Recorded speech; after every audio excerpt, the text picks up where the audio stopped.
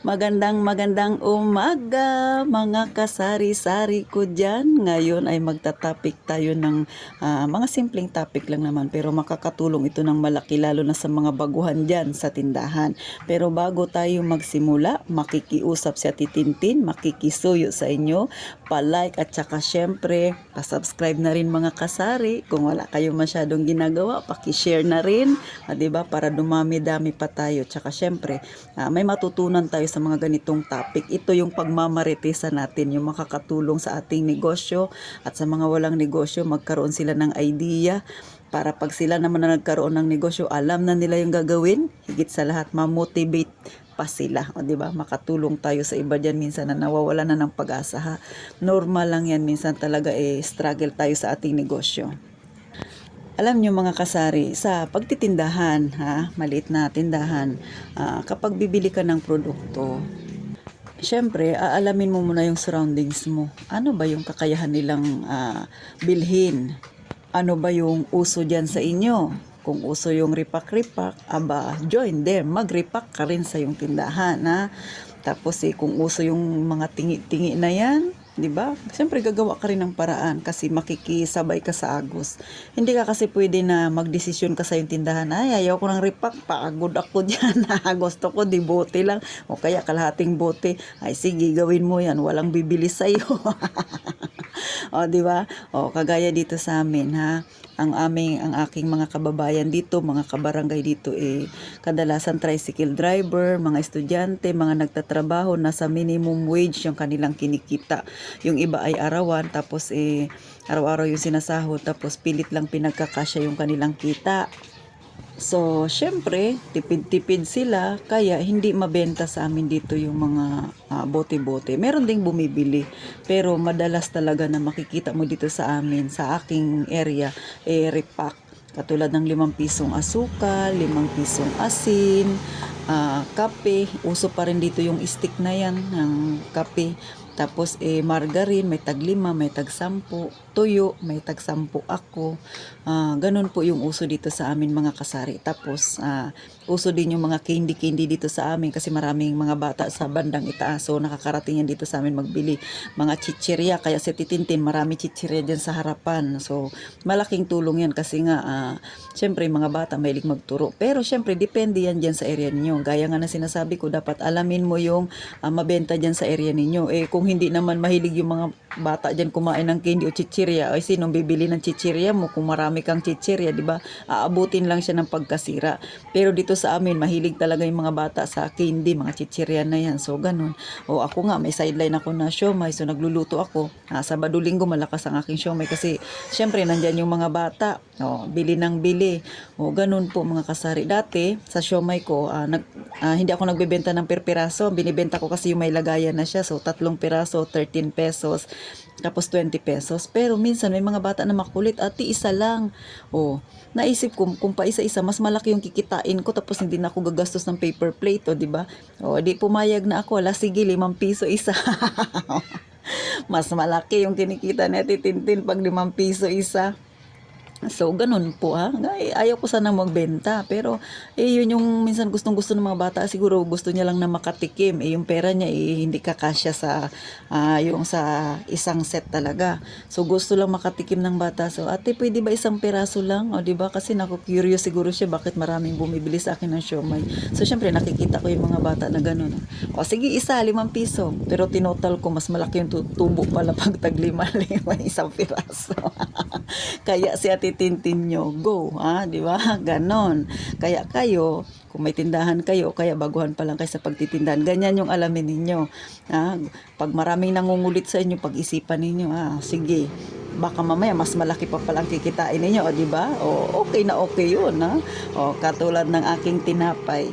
Si Ate Tintin talaga ninyo, bumibili ako ng tinapay yung medyo hindi naman siya mahal. Parang 4 pesos yung aking punan sa isang tinapay. So, masarap yung tinapay na yun. Kaya lang, pag binenta ko 5 piso, hindi ako pwedeng magpatong ng malaki. So, maliit lang ang aking tubo, piso sa isang tinapay. Kung bibili ng isa, tapos ipa-plastic ko pa, di ba? Loging-logi. Siguro mga 75 centavos na lang yung aking kita. Yung pagod ko pa, di ba? So, Ngayon, maraming gustong bumili na, "Ate, meron ka bang tinapay na may palaman na na peanut butter?" Dati ayaw ko nga magtinda nun kasi nasubukan ko na siya pero nalugi ako. Hindi naman lugi pero parang hindi ako bumibenta, parang balik puhunan lang siya. Kasi nga yung tinapay ko, yung aking puhunan ay 4 pesos, o di ba? Tapos ipaplastic ko, papapalamanan ko pa yung mahal-mahal ng kilo dito sa amin ng peanut butter, 190, yung iba 200 yung kilo. Luto na yun siya. Di ngayon, syempre lagi ako sa palengke hanggang sa nakita ko yung bilihanan ng tinapay doon na medyo mura siya. So ngayon ito na si Titintin. Tinikman ko yung tinapay. Hindi naman siya ganun kasarap. Kasi ako ganun sa mga tinda ko tinitikman ko. Hindi naman siya masarap. Pero yun yung mga nakita ko dun sa kabilang tinda, dun sa unahan namin, yun yung mabenta sa kanya. So, bumili ako, nagtry ako. So, ang binili ko muna mga 24 pieces, tapos bumili ako ng palaman. So, nagtry ako kung kikita ako doon. 3 pesos yung kanyang puhunan. So, kung bibenta ko siya ng per piraso ng walang palaman, 5 pesos, may kita na ako na 2 pesos. So, sabi ko, okay pala, malaki ang kita. Nagpalaman ako, sinubukan ko yung presyong pangmasa din. 6 pesos pag may palaman. Konting palaman lang, pahid-pahid mo lang ganun. Kasi yung afford lang nila.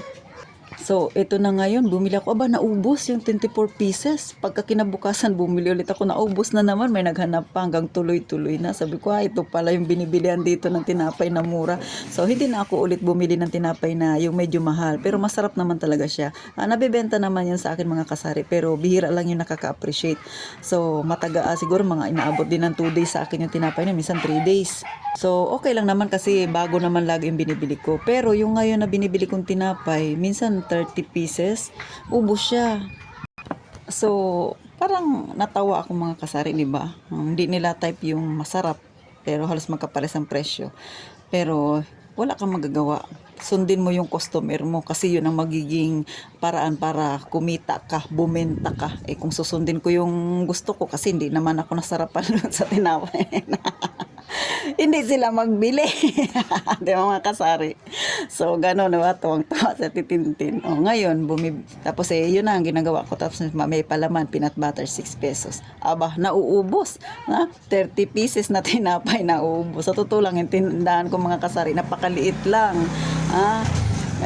Pero, marami kasi siyang laman at saka siksik. Kita nyo naman yung dilata ko ganyan, diba? 3 patong, pero sa likod ay puno pa yan.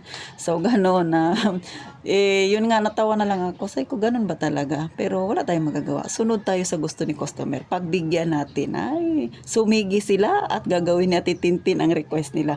Ngayon, di mo lumaki ang benta ko. Kung hindi ako sumunod, hindi naman masarap yun. Ako kailangan na masunod. Ako may-ari. Hindi ako bibenta. Diba? Kaya ganun mga kasari, kayo na mga wala pang tindahan, dapat alamin ninyo yung kakayahan ng inyong customer na bilhin yung mga paninda na nandyan na itinitinda sa inyo. Tsaka gawa ka ng paraan na makabenta ka pa. Simpleng mga tips lang yan. Nangyayari naman yan kahit saan. Syempre, alamin mo yung environment mo. Kung sa inyo dyan, subdivision ka, syempre, di bote-bote yan. Makakapresyo ka na medyo maganda. Sa amin dito, hindi ganon, mga boarders, mga nagbo-board lang, mga estudyante. So, yun yung afford nila. So, ngayon, may bumibili ng tinapay. Minsan, 2, may palaman. 12 na kaagad, di ba? Kunting pahid-pahid lang ng peanut butter na Titintin. Okay na yun, di ba? 12 kaagad yun. Doon sa tinapay na binili ko, masarap nga. Hindi naman nila na-appreciate yung sarap kasi gusto nila may palaman. Kasi, tingnan mo kung ikaw ay boarders, bibili ka ng tinapay, 2 piraso. Kung tag-5, di 10 na yun. Kung bibili ka pa ng palaman, 15 pesos ang palaman, gagastos ka ng 25 pesos. Samantalang kung bibili ka ng tinapay na peanut butter, 6 pesos, 12 pesos, 2 na yun. Makabili ka pa ng kape. Di ba? So, ganun sila mga kasari. Ganun yung dito sa amin, Pero syempre, ganun talaga, kanya-kanya tayong survive sa mahirap na pinagdadaanan natin. Ang buhay natin ganun na tayong mga nasa masa, hindi tayo minsan kakain dahil masarap yung isang pagkain. Minsan kailangan natin ding magtipid. Kailangan din natin minsan maging practical. Yun yung tamang term siguro na masasabi ko mga kasari. Kasi ako ganun Minsan kahit nagaano pa kaganda o kasarap isang pagkain pero kung napakamahal naman ay hindi ako bibili kasi hindi yun afford ng aking bulsa. So ganun po. So mga kasari, nangiti ba kayo kay Titintin na maaga pa ipapangitiin ko kay mga kasari. Pero real talk tayo ha. Hindi ito pang babash sa mga katulad nating bumibili ng nasa masa ha. Ito ay real talk na pinag-uusapan natin kasi makakatulong ito sa mga may tindahan dyan ha. Paalala mga kasari ha, sa mga may-ari dyan o magiging may-ari pa lang sa mga susunod na panahon kung kayo'y magtitindahan. Syempre alamin yung surroundings tapos hindi ikaw yung masusunod sa gusto mong itinda. Kailangan yung mga customer mo. Syempre gawa ka ng paraan na kikita ka din na hindi ka rin malulugi. So paano ha? Sana naging masaya kayo sa panonood ninyo kay Ate Tintin ha. Kung ano man yung ingay na narinig ninyo, hayaan nyo na lang kasi nasa masa ang pamumuhay na Titintin. Ang kanyang tindahan, harapan kalsada, daanan ng tao. So paano mga kasari, mag-iingat kayong palagi.